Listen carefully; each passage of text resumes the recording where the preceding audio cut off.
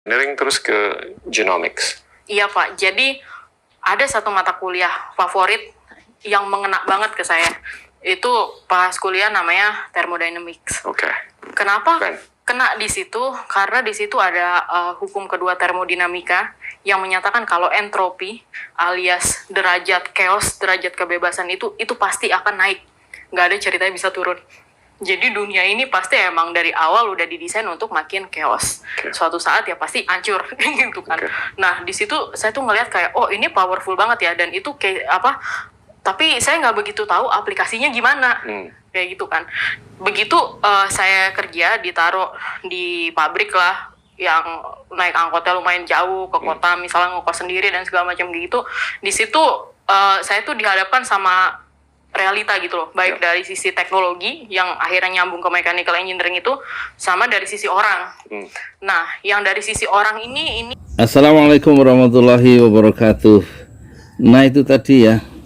Iya, saya Yudi Pramuko, tukang donat dari Parung, YouTuber tertua di semesta. Itu tadi gaya ini ya, podcast Gita Wirjawan. Saya ingat-ingat dulu ya, Gita Wirjawan ini pernah jadi menteri apa ya, menteri ekonomi kalau nggak salah ya. Mohon maaf kalau salah ya Pak Gita ya. Ini di zaman SBY, maksudnya Presiden Susilo Bambang Yudhoyono ya kalau nggak salah. Dia main podcast sekarang, main YouTube. Itu tadi subscribernya 127.000.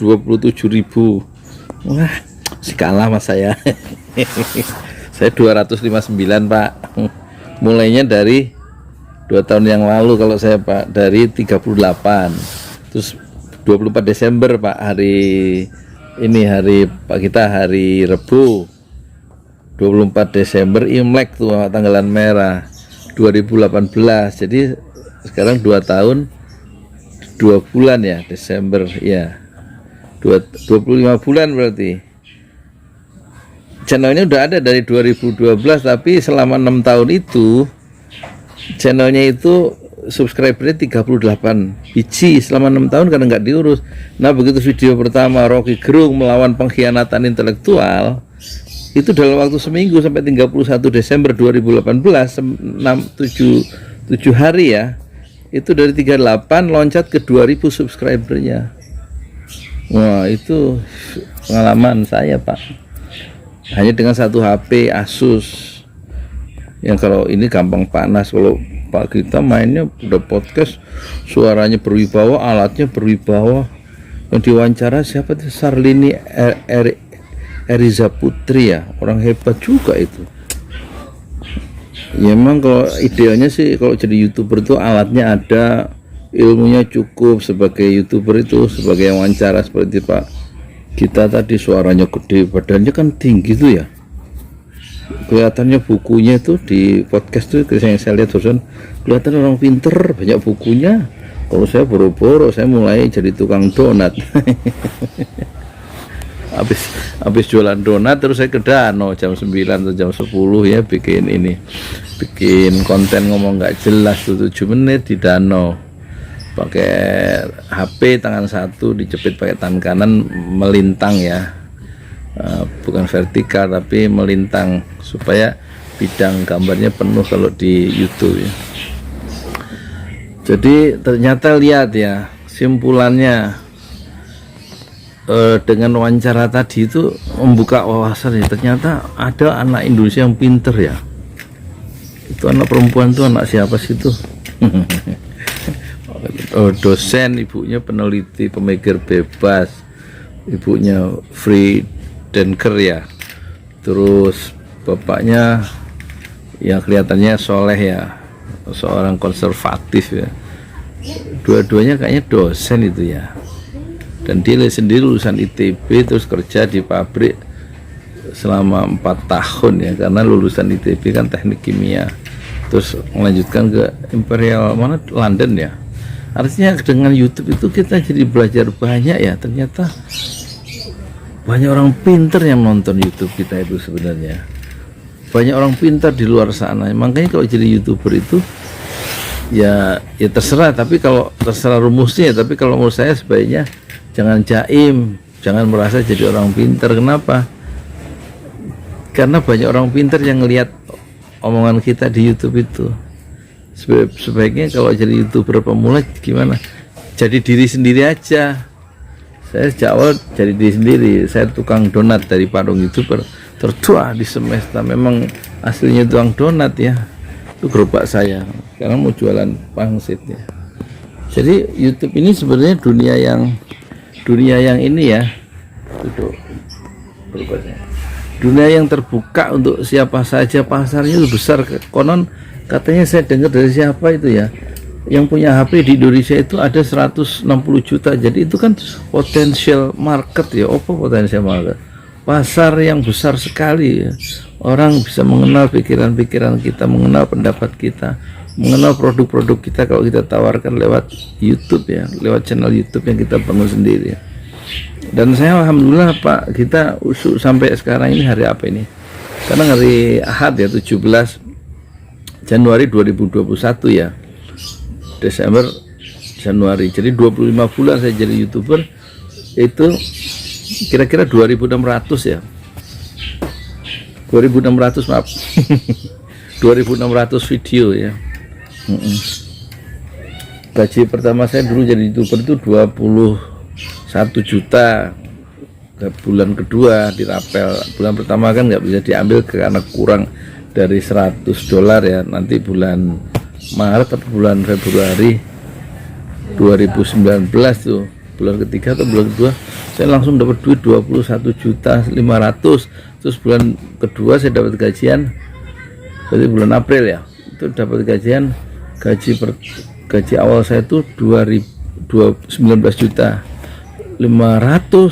Nah sekarang kemarin gaji terakhir bulan Desember 3,5 juta. Naik turun tergantung yang nonton banyak apa enggak ya. Tapi yang penting bukan uang sih, karena uang kan akan datang aja sendiri di lewat ATM ya, dikirim sampai Google Advertising Asia di rekening kita, tinggal diambil aja pakai ATM atau bisa kita lihat pakai e-banking. Tapi yang pokok adalah jadi YouTuber itu berbagi ya, alat berbagi gagasan, berbagi ide. Makanya saya tidak terlalu suka kalau terlalu banyak mengambil video orang tanpa gagasan sendiri. Biasanya saya lebih suka menawarkan gagasan meskipun gagasan itu sederhana. Yaudah gitu aja, sekedar autobiografi saya sebagai ini ya. Saya sedang bikin autobiografi pertama ini apa, Yudi Pramuk, autobiografi YouTuber tertua di semesta, Oyot, disingkat Oyot, autobiografi YouTuber tertua di semesta. Edisi ini, edisi Gita Wirjawan. Assalamualaikum warahmatullahi wabarakatuh. Saya Yudi Pramuka, tukang donat dari Parung YouTuber tertua di semesta. Oh ya, ini kaos Habib Rizik ada quotes-nya ya, baru jadi nih. Nah judulnya berjuang itu penuh fitnah, kokohkanlah hati agar tidak mudah patah dan agar tetap istiqomah fi sabilillah, kata Habib Rizik Syihab. Dan bisa Anda dapatkan ini di Tokopedia ya. Tokopedia, diklik aja ya, kaos Habib Rizik atau Yudi Pramuka atau Pesantren Jolali. Dek, ngeklik di Tokopedia, ngeklik apa? Yudi Pramuka, bukan Pesantren Jolali. Ntar kalau masukin di deskripsinya. Ininya? Ada di deskripsi di bawah. Oh iya. Nanti linknya ada di deskripsi di bawah ya. Linknya. 50.000 kan harganya 200.000, yang 75.000 untuk membangun masjid syuhada atau masjid 6 syuhada, yang 75.000 untuk ongkos produksi dan fee marketing, dan 50.000 untuk ongkos kirim ke seluruh Indonesia, average rata-rata. Terima kasih.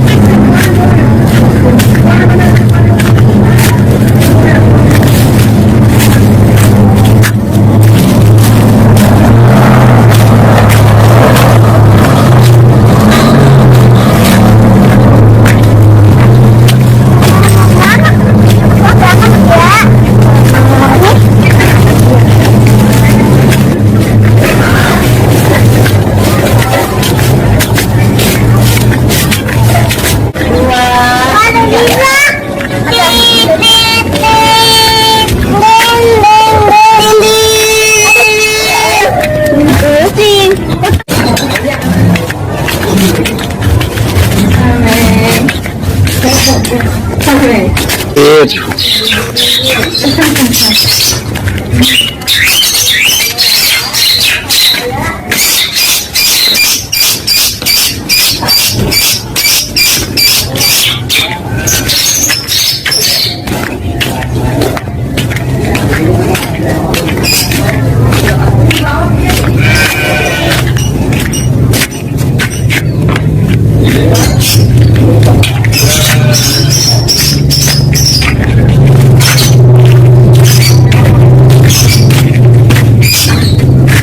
Lihat tanah nih. Aku jalan dari sini 2 menit.